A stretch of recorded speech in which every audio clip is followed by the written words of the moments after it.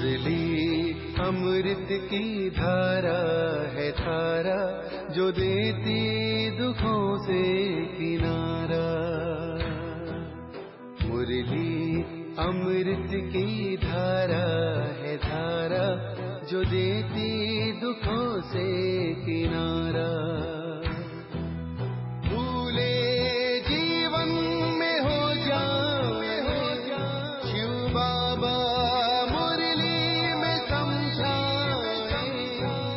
भूले जीवन में हो जाए शिव बाबा।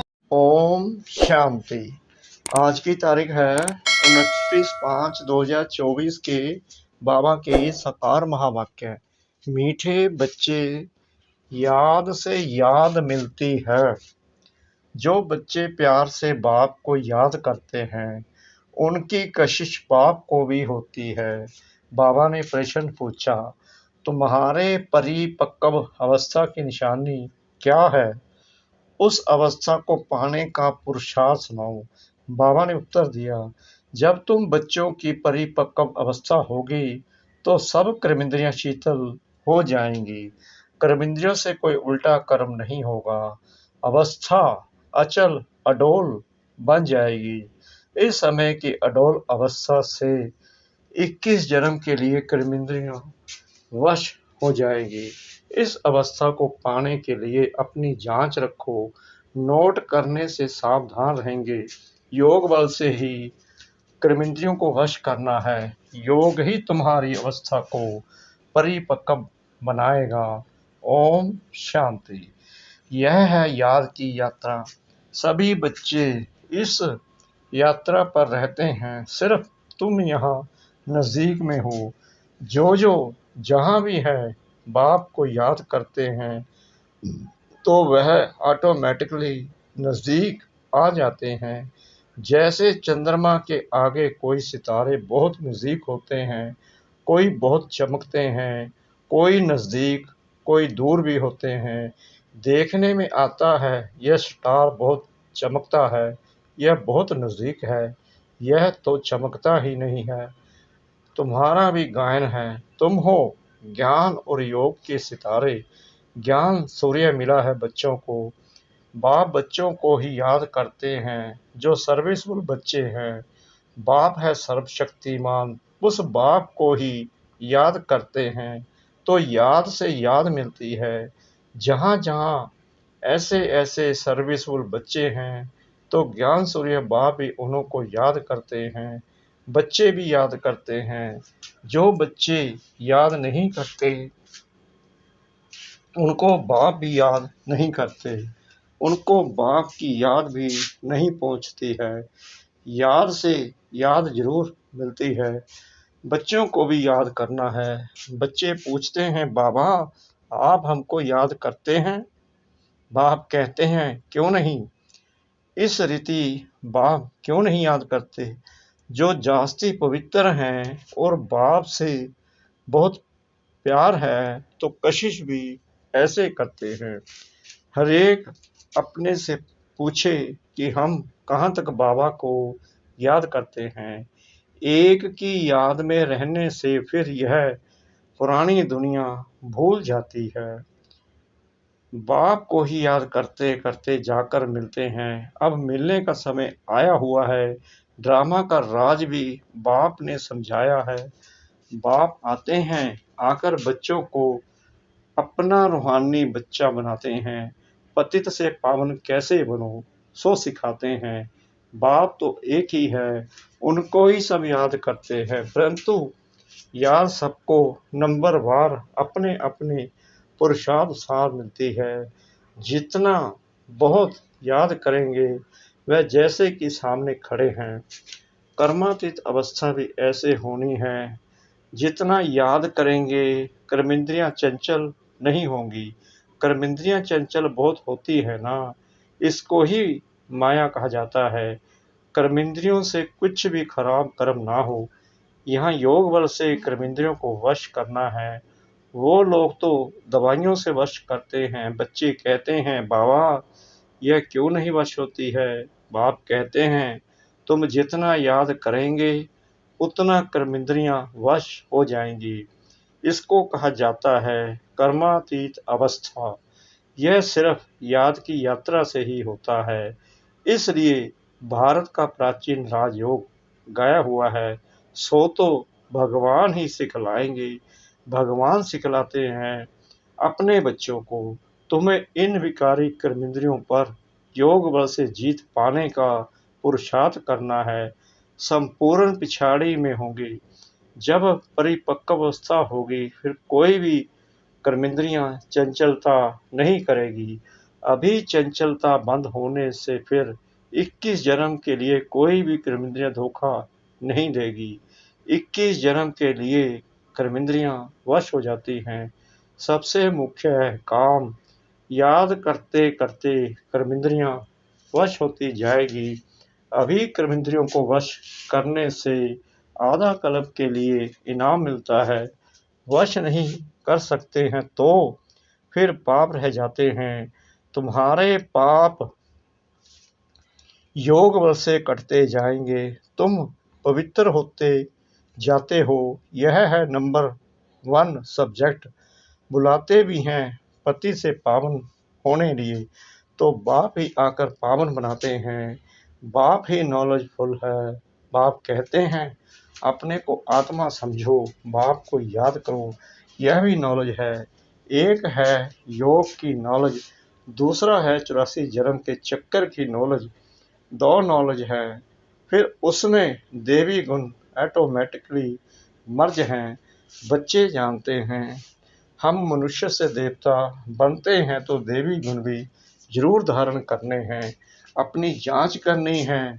नोट करने से अपने ऊपर सावधान रहेंगे। अपनी जांच रखेंगे तो कोई भूल नहीं होगी। बाप खुद कहते हैं माम एकम याद करो। तुमने ही मुझे बुलाया है क्योंकि तुम जानते हो बाबा पतित पावन है। वह जब आते हैं तब ही यह डायरेक्शन देते हैं। अब इस डायरेक्शन पर अमल करना है आत्माओं को। तुम पाठ बजाते हो इस शरीर द्वारा, तो बाप को भी जरूर इस शरीर में आना पड़े। यह बहुत वंडरफुल बातें हैं। त्रिमूर्ति का चित्र कितना क्लियर है। ब्रह्मा तपस्या कर यह बनते हैं, फिर 84 जन्मों के बाद यह बनते हैं। यह भी बुद्धि में याद रहे कि हम ब्राह्मण सो देवता थे, फिर 84 का चक्कर लगाया, अब फिर देवता बनने के लिए आए हैं। जब देवताओं की डिनेस्टी पूरी हो जाती है तो भक्ति मार्ग में भी बहुत प्रेम से उनको याद करते हैं। अब वह बाप तुमको यह पद पाने लिए युक्ति बताते हैं। याद भी बहुत सहज है, सिर्फ सोने का बर्तन चाहिए। जितना पुरुषार्थ करेंगे उतनी पॉइंट्स इमर्ज होगी। ज्ञान भी अच्छा सुनाते रहेंगे, समझेंगे जैसे कि बाबा हमारे में प्रवेश कर मुरली चला रहे हैं। बाबा भी बहुत मदद करते हैं। औरों का भी कल्याण करना है। वह भी ड्रामा में नूद है।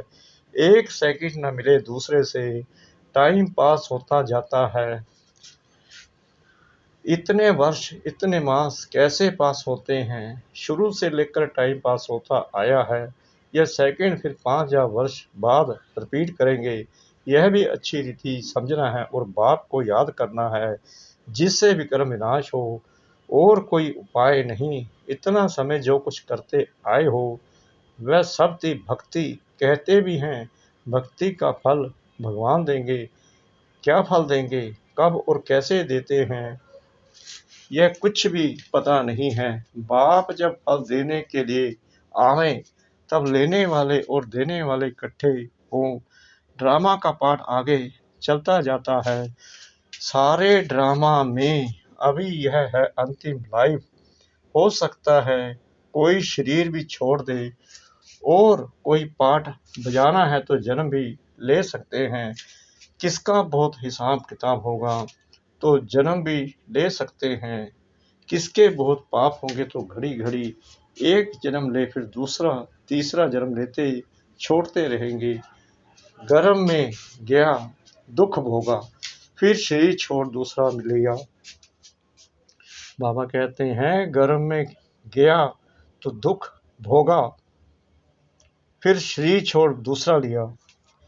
काशी कलवट में भी यह हालत होती है। पाप सिर पर बहुत हैं, योग बल तो है नहीं। काशी कलवट खाना यह है अपने शरीर का घात करना। आत्मा भी समझती हैं ये घात करते हैं। कहते भी हैं बाबा आप आएंगे तो हम आप पर बलिहार जाएंगे। बाकी भक्ति मार्ग में बलि चढ़ते हैं, वह भक्ति हो जाती है। दान पुण्य तीर्थ आदि जो कुछ भी करते हैं वह किससे लेन देन होती है? पाप आत्माओं से। रावण राज्य है ना। बाप कहते हैं खबरदारी से लेन देन करना। कहाँ कोई खराब काम में लगाया तो सिर पर बोझा चढ़ जाएगा। दान पुण्य भी बड़ा खबरदारी से करना होता है। गरीबों को तो अन्न और कपड़े का दान किया जाता है। वह आजकल धर्मशालाएं आदि बनाकर देते हैं। साहूकारों के लिए तो बड़े बड़े महल हैं, गरीबों के लिए है झोपड़ियाँ। वह तो गंदे नाले के आगे रहे हुए हैं। उस किचड़े की खाद बनती है जो बिकती है, जिस पर फिर खेती आदि होती है। सतयुग में तो ऐसे किचड़े आदि पर खेती नहीं होती है। वहाँ तो नई मिट्टी होती है, उसका नाम ही है पैराडाइज। नाम भी गाया हुआ है पुखराज परी, सब्ज परी, रतन है ना। कोई कितनी सर्विस करते हैं, कोई कितनी करते हैं, कोई कहते हम सर्विस नहीं कर सकते हैं। बाबा के रतन तो सभी हैं, परंतु उनमें भी नंबरवार पुरुषानुसार हैं जो फिर पूजे जाते हैं। पूजा होती है देवताओं की। भक्ति मार्ग में अनेक पूजाएं होती हैं। वह सब ड्रामा में नूंद है जिसको देखकर मजा आता है। हम एक्टर्स हैं। इस समय तुमको नॉलेज मिलती है, तुम बहुत खुश होते हो। जानते हो भक्ति का भी पाठ है, भक्ति में भी बड़े खुश होते हैं। गुरु ने कहा माला फेरो, बस उस खुशी में फेरते ही रहते हैं, समझ कुछ भी नहीं। शिव निराकार है, उनको भला दूध पानी आदि क्यों चढ़ाते हैं, मूर्तियों को भोग लगाते हैं, वह कोई खाती थोड़ी है। भक्ति का विस्तार कितना बड़ा है। भक्ति है झाड़, ज्ञान है बीज। रचता और रचना को सिवाय तुम बच्चों के और कोई नहीं जानते। कोई कोई बच्चे तो अपनी हड्डियां भी इस सर्विस में स्वाहा करने वाले हैं। तुमको कोई कहते हैं यह तुम्हारी कल्पना है। अरे यह तो वर्ल्ड की हिस्ट्री ज्योग्राफी रिपीट होती है, कल्पना रिपीट थोड़ी होती है। यह तो नॉलेज है, यह है नई बातें, नई दुनिया के लिए भगवानुवाच। भगवान भी नया, उनके महावाक्य भी नए। वह कहते हैं कृष्ण भगवानुवाच, तुम कहते हो शिव भगवानुवाच। हरेक की अपनी अपनी बातें हैं, एक ना मिले दूसरे से। यह है पढ़ाई, स्कूल में पढ़ते हो, कल्पना की तो बात ही नहीं। बाप है ज्ञान का सागर, नॉलेजफुल। जबकि ऋषि मुनि भी कहते हैं हम रचता रचना को नहीं जानते हैं, उनको ये नॉलेज कहाँ से मिले। जबकि आदि सनातन देवी देवता ही नहीं जानते। जिन्होंने जाना उन्होंने पद पाया। फिर जब संगम युग आए तब बाप आकर समझाए। नए नए इन बातों में मूंझते हैं, कहते हैं बस तुम इतने थोड़े ही राइट हो, बाकी सब झूठे हैं। तुम समझाते हो गीता जो माई बाप है उसे ही खंडन कर दिया है, बाकी सब तो रचना है, उनसे वर्षा मिल ना सके। वेदों शास्त्रों में रचता और रचना की नॉलेज हो ना सके। पहले तो बताओ वेदों से कौन सा धर्म स्थापन हुआ? धर्म तो है ही चार, हरेक धर्म का धर्म शास्त्र एक ही होता है। बाप ब्राह्मण कुल स्थापन करते हैं, ब्राह्मण ही फिर सूर्यवंशी चंद्रवंशी कुल में अपना पद पाते हैं। बाप आकर तुमको समुख समझाते हैं इस रथ द्वारा, यानी कि ब्रह्मा द्वारा। रथ तो जरूर चाहिए, आत्मा तो है निराकार, उनको साकार शरीर मिलता है। आत्मा क्या चीज है उनको ही नहीं जानते तो बाप को फिर कैसे जानेंगे। राइट तो बाप ही सुनाते हैं, बाकी सब हैं अनराइटियस, जिससे फायदा कुछ भी नहीं।